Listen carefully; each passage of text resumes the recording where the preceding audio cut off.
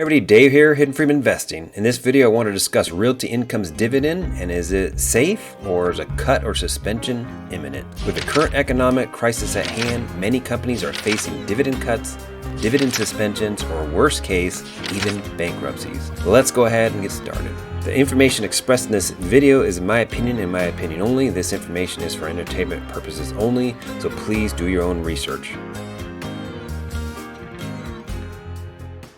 Realty Income, we all know it, we all love it. It's one of the most popular REITs in the dividend community, a monthly paying dividend aristocrat.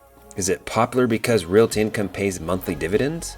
Or are there other reasons why Realty Income is so popular? Is it because Realty Income is a dividend aristocrat? Are there even other choices? I took the liberty to search for other dividend aristocrat REITs and came up with two: Essex Property Trust, ticker ESS, and Federal Realty Income Trust, ticker FRT. Essex, with a market cap of just shy of $17 billion, is in the multifamily residential housing space, and Federal Realty Income Trust is a residential/retail REIT with a market cap of roughly $5.5 billion. Both ESS and FRT do not pay monthly dividends and are not in the same industry as Realty Income.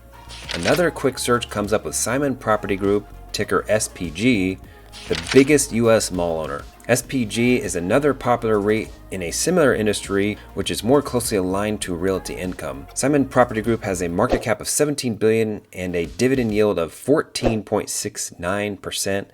Wowzer. Simon Property Group, while popular, is not a dividend aristocrat, does not pay a monthly dividend, and only has 10 years of dividend growth. It appears Simon Property Group cut their dividend during the Great Recession. So, Realty Income appears to be the cream of the crop in its industry. Realty Income, with a market cap of $17.9 billion, founded in 1969 and headquartered in San Diego, California, specializing in triple net leases for popular retail companies such as LA Fitness, Walmart, Dollar General, AMC Theaters, Walgreens, CVS, Taco Bell, Home Depot, and many, many more. Too many to list, in fact. The commercial real estate properties under management is an astounding 6,483 properties. The bulk of Realty Income is a small amount of property in industrial, office, and agriculture. Realty Income's portfolio as a whole is spread across 301 commercial tenants and 50 industries. Frankly, that's mind-blowing in a good way. Is there any other way? Realty Income's top 20 tenants make up more than 53% of the annualized rental revenue. The top 20 tenants include 11 different industries, 83% of which are in retail. Many of Realty Income's tenants are questionable during this crisis. LA Fitness, AMC Theaters, dine-in restaurants, and probably all of the quick service restaurants in some capacity or another. Speaking of LA Fitness, go ahead and take a moment to give that like and subscribe button a good workout.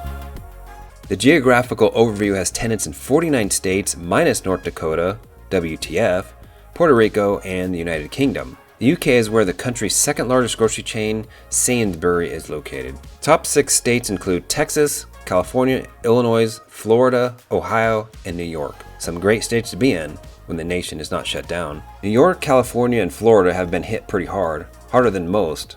Does that even matter if all the rest of the states shut down restaurants, fitness centers, and movie theaters? Well, it may if they decide not to open these harder hit and more populated states much later than the rest. A breakdown of tenants state by state showing exposure. The dine-in restaurants are going to be in much worse shape than the quick-serve tenants like Taco Bell, for example. That's because quick-serve tenants are still functioning in some capacity with drive-in capabilities. Unfortunately, that is not the case for places like Hometown Buffet or most casual dining restaurants. There is further concern over the movie theaters and childcare tenants like AMC and KinderCare, which are fully shut down. The obvious winners here are the drugstores, grocery stores, and convenience stores. Places like 7-Eleven, Walmart, Walgreens, the dollar stores, to name a few. These places have been flourishing during these times. They can't even keep tickets in stock, but none of that matters to Realty Income. The triple net leases are signed and their rents are locked in. Realty Income does not get extra revenue from the sudden influx of white gold hoarding. So how are these economic times going to affect Realty Income, given many of these tenants are getting little to no revenue? Realty Income diversifies into many sectors and industries to better protect against economic hard times and or bankruptcies. Realty Income has been through bankruptcies of various tenants in the past. Apparel has been the hardest hit, no surprise there, followed equally by specialty and restaurants. Rest in peace Radio Shack and rest in peace Toys R Us. Realty Income has dealt with bankruptcy tenants in the past, but that is a much smaller scale than what we're facing today. Every restaurant, every fitness center, every movie theater shut down. No bueno. I don't think anyone expected this.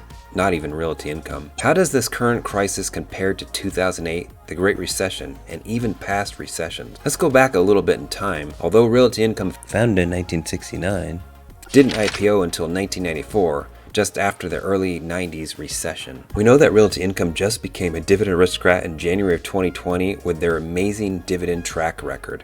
That means Realty Income made it through two recessions, the dot-com bubble and the Great Recession of 2008.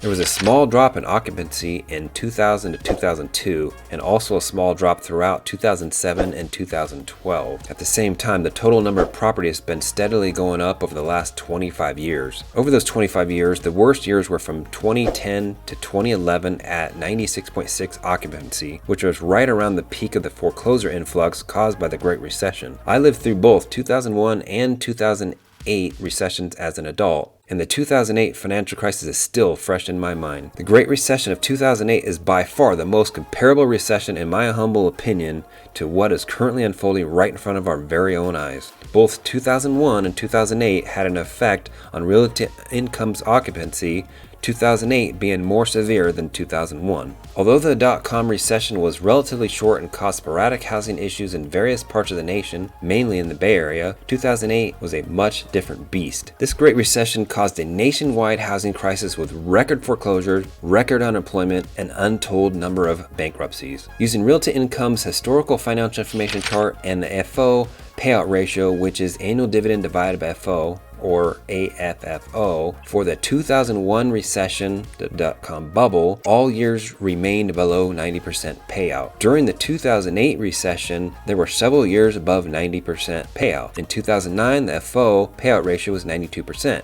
And it was even worse in 2010 at 93%. Then it dropped sharply in 2011 to 87%. Realty Income is in much better position today with more than 10 times the properties they had 25 years ago. More properties means more diversification across sectors, industries, and geographically. Warren Buffett said, and I quote, "Diversification is protection against ignorance. It makes little sense if you know what you're doing." In this case, I don't agree. I don't quite think this fits the context he meant it for. For example, if you invest solely in LA Fitness or just talk about properties, you would be more at risk than investing in both LA Fitness and talk about properties. This has nothing to do with not knowing what you're doing. You cannot control outside factors, of course, and in this case, being in multiple sectors or industries is better than one. Diversification is a good thing in this case. It's likely what kept Realty Income in business this long. In a recent press release on March 17, 2020, Realty Income announced they increased their monthly dividend from 0.223 to 0.2235, which when annualized is 2.796. While the increase is small during this economic crisis, this is a good sign. In another press release on April 9, 2020, Realty Income announced they will report Q1 earnings on May 4, 2020. They announced a draw of $1.2 billion from a credit line totaling $3 billion, leaving approximately $1.2 billion credit capital available. The additional capital will provide liquidity and flexibility during economic uncertainty. In the same press release, they also stated they're withdrawing 2020 guidance. None of this bothers me. Borrowing some additional capital at LIBOR plus 77.5 basis is cheap insurance. They can always pay it back if it's not needed. Withdrawing guidance is not a concern. So far, 90% of the companies reporting have withdrawn guidance. How can you provide guidance with such uncertainty? Realty Income's dividend yield is currently at a reasonable level at 5.46%. If it gets above 8%, I would be concerned. When the share price dropped below 40 recently, the yield did pop above 7% briefly, but the stock quickly reversed and shot up. We are too early to know how the affected tenants will ultimately affect Realty Income. In general, a large tenant has more liquidity and should continue with the lease payments, unlike malls which contain more mom and pop businesses and or many apparel stores. Realty Income has the history, experience, and fortitude to survive this crisis with a dividend intact. After all, you don't become a dividend aristocrat overnight. Unfortunately, we cannot be 100% certain. This crisis appears worse than 2008 Great Recession, which was just a minor hiccup to Realty Income. This may take multiple quarters to completely flush out the smaller, less liquid businesses, but we'll need to keep an eye on the occupancy and the bankruptcies. For now, I'm holding my Realty Income and buying on weakness. So what are you doing? Are you buying, holding, or selling? Comment below. Please take a moment to pay that like and subscribe button some dividends. We'll see you in the next video. Thanks for watching.